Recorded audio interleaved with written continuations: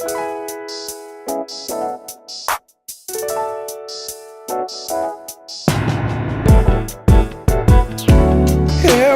time I think of what you've done for me, I'm overwhelmed emotionally. You constantly, graciously spoil me with daily favor and tender mercy.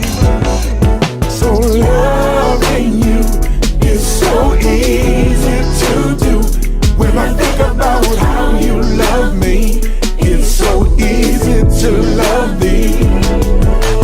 Loving you is so easy to do. When I think about how you love me, it's so easy to love thee.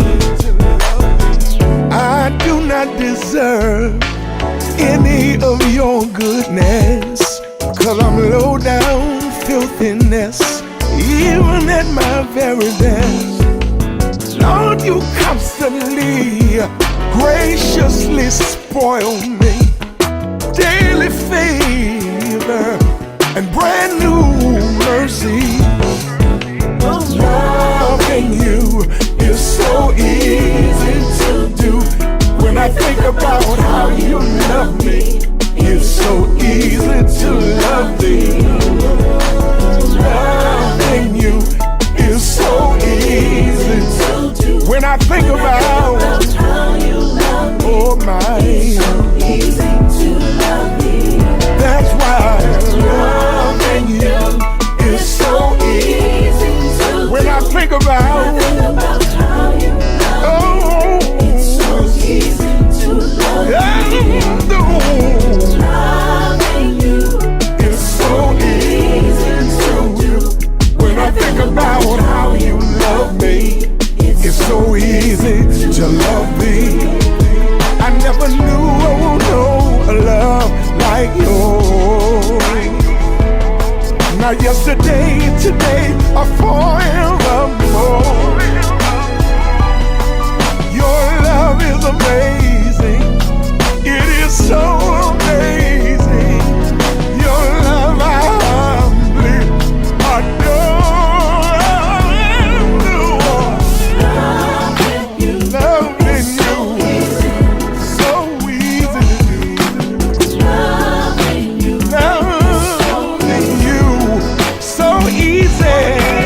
Loving you is so easy. When I think about what you've done for me,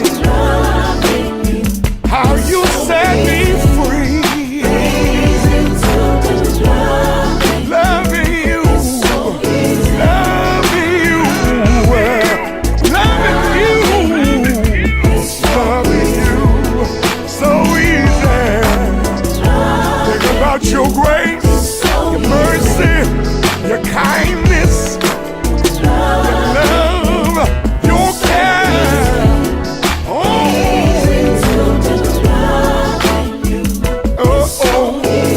Yes it is. You're so good to me, better to me than I've been to myself. Made a way, opened the door, brought me out, dried my tears, erased my fears. Yes you did, yes you did. Oh, loving you, so easy to do. Loving you, so easy. When I think about what you've done for me, how you set me free. Loving you, so easy.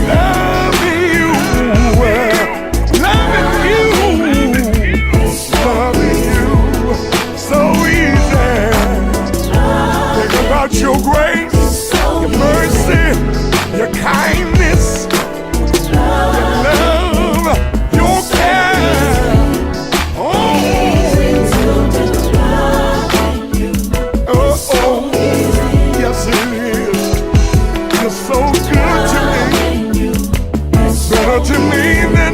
to myself, made a way, opened the door, brought me out, dried my tears, erased my fears.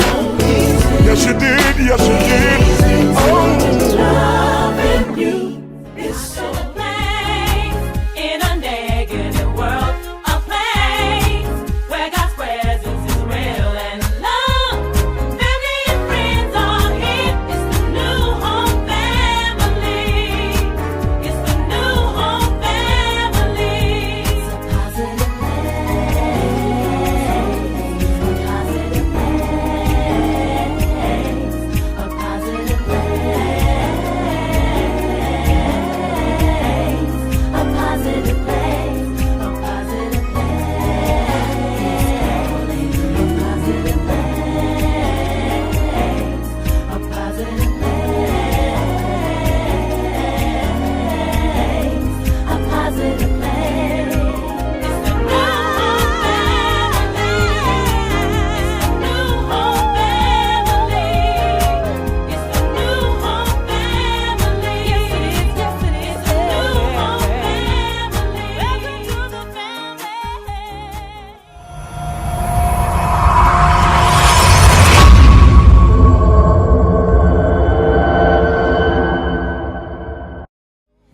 Well, good morning, blessings and favor to each and every one of you. What another amazing day this is.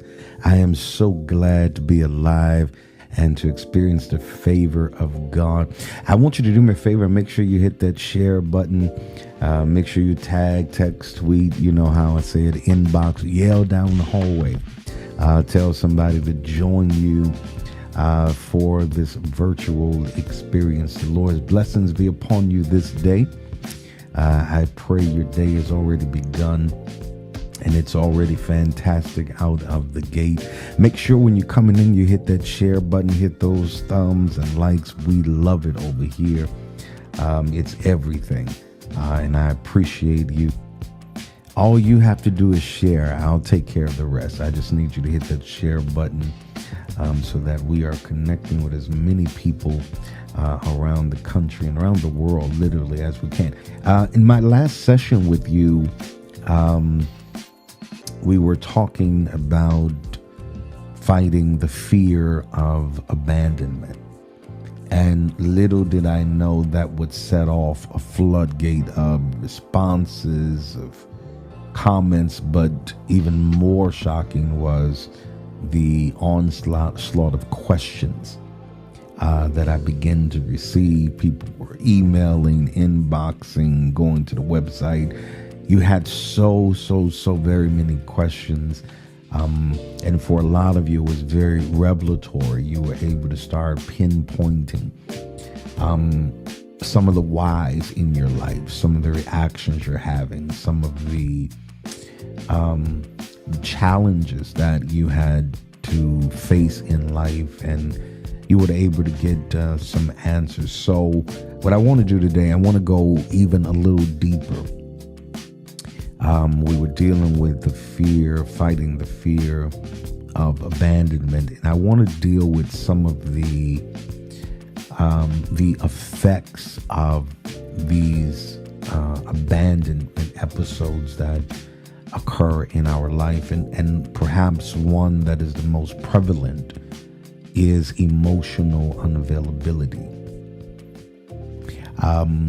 People generally categorize people who they feel are not as emotionally connected or available as simply standoffish. But they don't understand that because of some of the abandonment issues I have gone through, then I try to do everything I can to serve my best interests. And that is to self-protect and to self-preserve, so that I am not exposing myself to potential hurt and even further damage that I'm not so sure I could recover from. So when we talk about emotional unavailability, This refers to an individual's inability to maintain emotional bonds in a relationship. You go good for a moment, and even you find yourself talking yourself into being more connected. I want to love. I want to have this.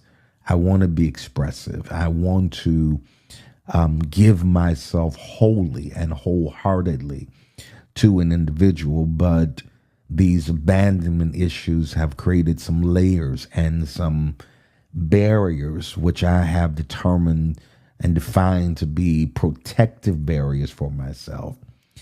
But the challenge about barriers is while they keep others out, it also keeps you in. And you create these fortresses, these places of solitude and isolation and insulation. And you look around and you have isolated yourself to the point where you can't even feel or experience all that is available for you. And so when a person is emotionally unavailable, this can manifest as distance. They're always distant. They have a hard time being close, opening up, being transparent, being vulnerable, because life and pain has taught us that vulnerability, if you're not careful, it always has the potential of being ammunition in the future. And so it manifests as distance, indifference, and a lack of commitment. You ever met somebody and they just, I have a phobia of commitment. And what they're really saying is that I'm trying to at least be courteous enough to put a label on my lack of commitment. And so I have this phobia. And emotional unavailability is characterized by a few things that you need to look out for. Because often I've seen people lose a lot of time under the premise of just saying where they're shy and it takes them a while to open up, and you don't realize that by the time you look again, it's been 6 months, a year, and it's draining you and it's robbing you of time you could be in productive, effective, loving relationships that are fulfilling. But it's difficult to do that with a person who's emotionally unavailable. They have trouble communicating, or even more predominantly, it's an inconsistent communication. They're always avoiding the deep conversations. They're avoiding, and here's one of the telltale signs. They don't put a label on anything. What are we? We're just, it is what it is. Let's not put a label on anything, because labels imply commitment. It has the connotation of obligation. And when you have been abandoned and you are dealing with the side effects of that abandonment in terms of being emotionally unavailable, because here's the reality: when you have been abandoned, the last thing you want to do, at least for a while, is feel.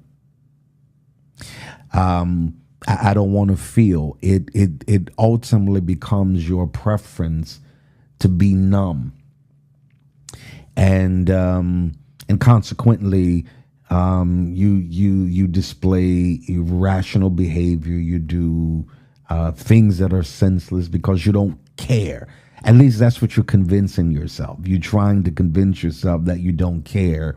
In reality, you do, but you have to camouflage your feelings, and you have to camouflage your care so that you are never hurt again at the degree that you once were.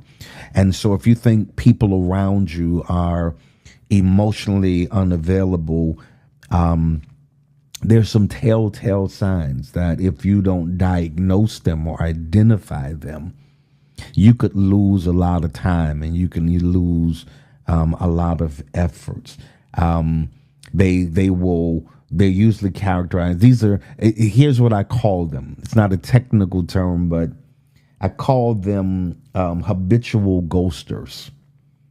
When a person is emotionally unavailable, and I know from firsthand experience what I'm talking about, because there was a time numb was my preference. If you start getting too close to me, I'm ghosting you. I got to get out of there, because now you got these feelings, and now you're attached to me. And though attachment may feel good to you, it didn't feel good to me, because attachment was the prerequisite for adverse feelings or actions that are going to be perpetrated against me. So if you start feeling too good, I used to be, man, I can't believe I'm telling you this. I used to tell people years and years ago, I used to tell people, don't love me, just like me. And that was my way of trying to protect you from my inevitable ghosting of you. And I'm going to let that sink in for a moment. I literally would tell, I'm feeling us getting closer. I'm just more drawn to you. Hold on, time out. Don't make any attempts at loving me. At best, like me. I can deal with you liking me, but loving me, that's a trigger. And a lot of you who are watching now, people don't understand the depth of your layers. They don't understand that somebody loving you or attempting to love you was actually a trigger for you. Because to them, while love was this beautiful, blissful experience, what you received that was defined and termed as love was horrific for you.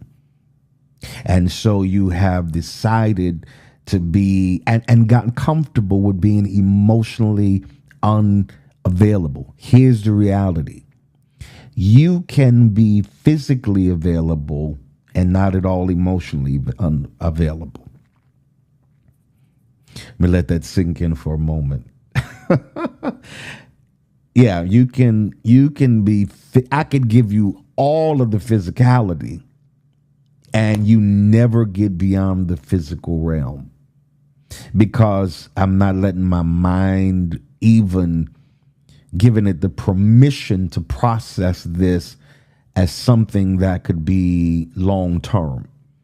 I'm not giving my emotions the clearance to let you in any further than you are at the moment.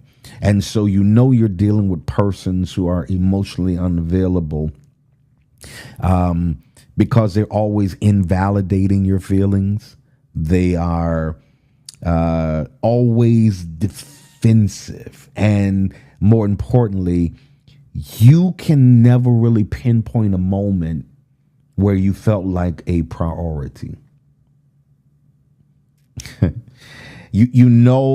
Now that you look back over it, I'm giving you a scratch your head moment right now. Because now you're looking back and say, you know what? I can't really pinpoint a moment or a sustainable moment where I felt like I was a priority, where I felt like I was the predominant thing in your life. And ladies and gentlemen, you haven't realized it yet, but could it be possible that you have attracted or have been attracting people who are emotionally unavailable, and you've been saying stuff like, yeah, I'm probably a bit much for them. I'm a lot to handle. Not realizing that they've been giving you the signs all along that they're never going to validate your feelings. They're never going to support you emotionally, and you are never going to feel like a priority. Because when an individual has issues, again, that stem from being abandoned, we don't let you in easily, and it's difficult for us to feel anything. It's like you develop this numbness to feeling. And so you have to understand that a lot of emotional unavailability stems from fear. Sometimes you are just afraid of sharing or giving parts of you that have been concealed for so long, that have been misunderstood for so long to people that you cannot really verify if they're going to be a permanent fixture in your life. You got to be careful, because people who are emotionally unavailable, they are easily withdrawn. You probably remember this, and maybe you've heard of it, but you just never done it yourself. Have you ever started an argument to get out? These are one of the signs of people who are emotionally unavailable. They just, why the remote got 2 batteries in it? Well, no, I don't want to hear it. I'm gone. I'm out. Look for any excuse to make an exit. It's because you start feeling the pressure to obligate, or the pressure, watch this, to be reciprocal in terms of emotional feelings, emotional investment. This is the challenge, that when you deal with people who are emotionally unavailable, this is why I keep telling you, you got to get beyond the surface. I know they fine. I know they look good. I know they got money. I know they got it going on. But you could have all of these things and still be bankrupt internally and emotionally. And there's nothing that will jeopardize your peace or your happiness than connecting and being in covenant with people who are emotionally bankrupt and emotionally unavailable for you. And so emotional unavailability often stems from fear. This is for several reasons, and this is so poignant for you to understand. And that is that they fear rejection or ridicule. Now, probably every one of you who I'm talking to has been in a space or a head place where you were literally afraid to get rejected. Think about it. Who likes to get rejected? Rejection can have it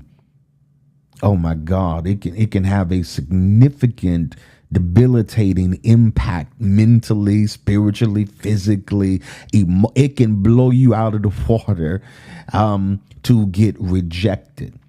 And so you become, usually people who are emotionally unavailable, they walk around with this constant fear of rejection or ridicule, or because of prior hurts in previous relationships. They were hurt, they were unheard, they were unseen, they were unimportant.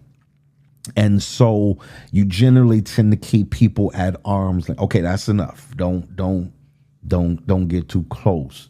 And so generally what happens, we create these barriers, these lines of defense, so that, again, when I feel you getting too close or closer than I'm willing to let you get, again, because I don't want you to love me. I just want you to like me. Now you're trying to love me, so I gotta put up this wall and keep you at distance. It can also stem from, hear this clearly, and I really wish I had time to unpack this. It can stem from insecurity. Insecure people tend to put up walls that prevent people from getting close to them or sabotaging relationships to avoid emotional closeness. You just sabotage it. You intentionally wreck the connection. You tear down what is being built or potentially can be built simply because of your reflex.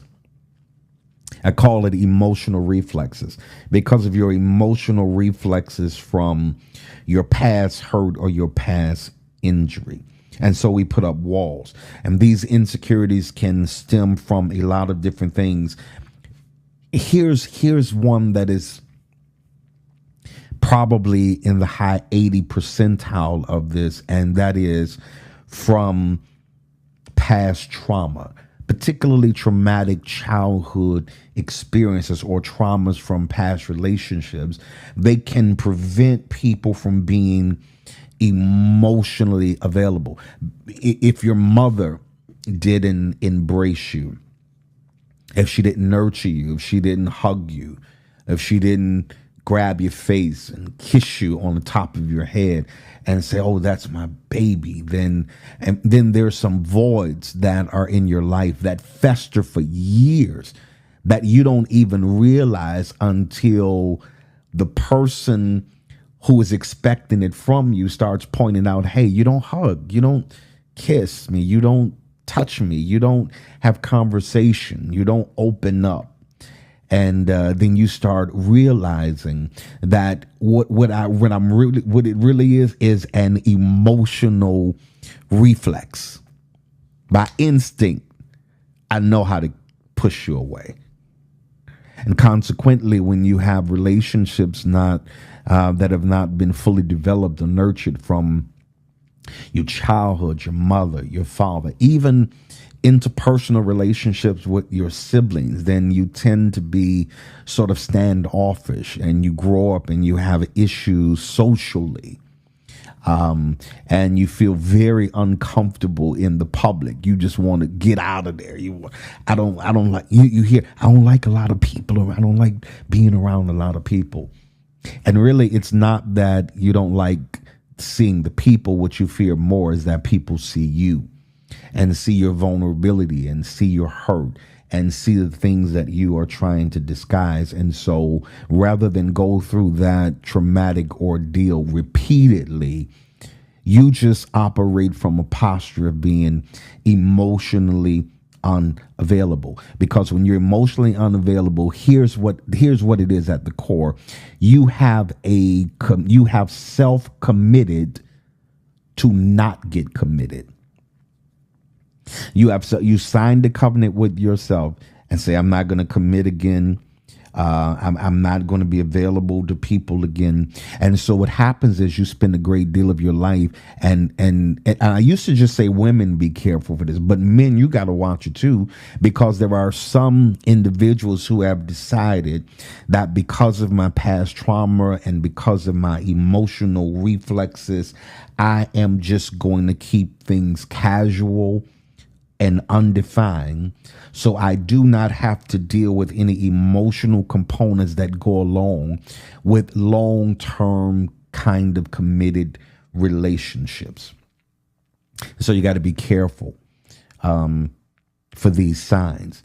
One of the things that you also have to watch out for, again, that plays back to being abandoned, is that neglect. Neglect has a tremendous effect on us emotionally, and it impairs our ability to be available for people. But watch this, it impairs my ability to be there for me as well.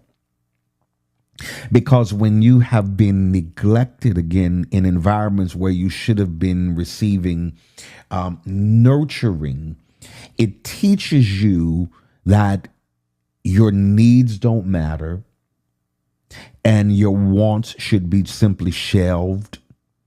You don't need anything. It doesn't matter what you want. And so consequently, you simply relinquish your wants and your wishes, and you submit to the wants and the wishes of everybody else. And while other people are fulfilled, you're living an unfulfilled life, because it's one thing for people to be emotionally unavailable to you, but it's another thing entirely when you are emotionally unavailable to yourself. How do I do that? You say things like this: "Stop crying. Don't cry. I'm not going to cry about this, when in all actuality, crying is what you perhaps may need to do to cleanse your spirit, to release things that have been harbored in you emotionally from you. Don't cry. Look at you. Don't cry. Don't break. No. Sometimes you need a good cry to cleanse your soul and cleanse your spirit.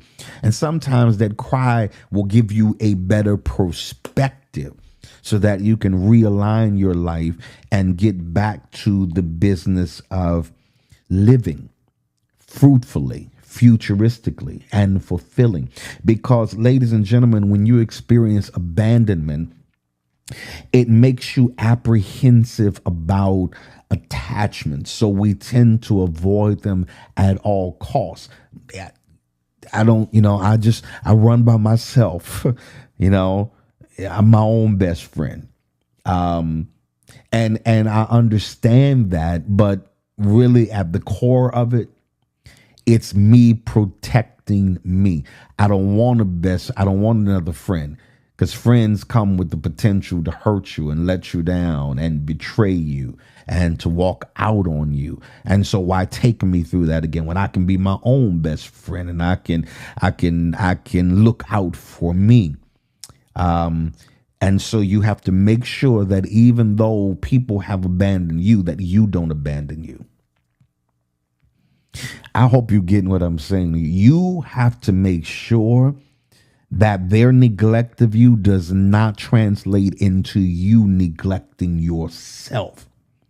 For another day of your life, you have to decide that I am going to tap into who I am, my own wants, my own needs. Because what a tragic thing it is. And please hear this.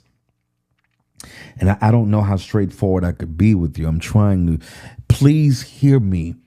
Don't spend all of your life giving everybody what they want and you never give you what you want.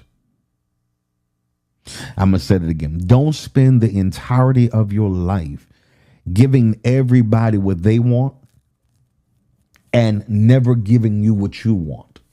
You're always the giver, always the supporter, always making sure everybody's fine, always hugging, always kissing. And yet nobody hugs you. Nobody embraces you. Nobody tells you great job. Nobody's saying keep pushing, keep going. Nobody's patting you on your back.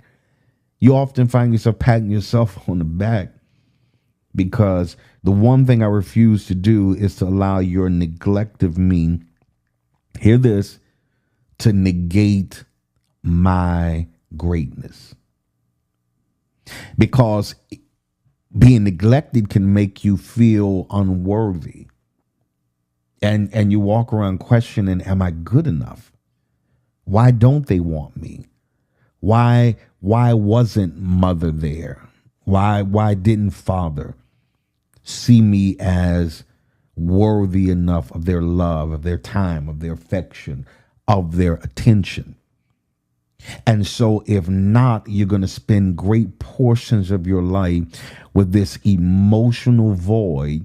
And even more detrimental is not you dealing with emotionally unavailable people. But here's the issue. What happens when you're the one that's emotionally unavailable?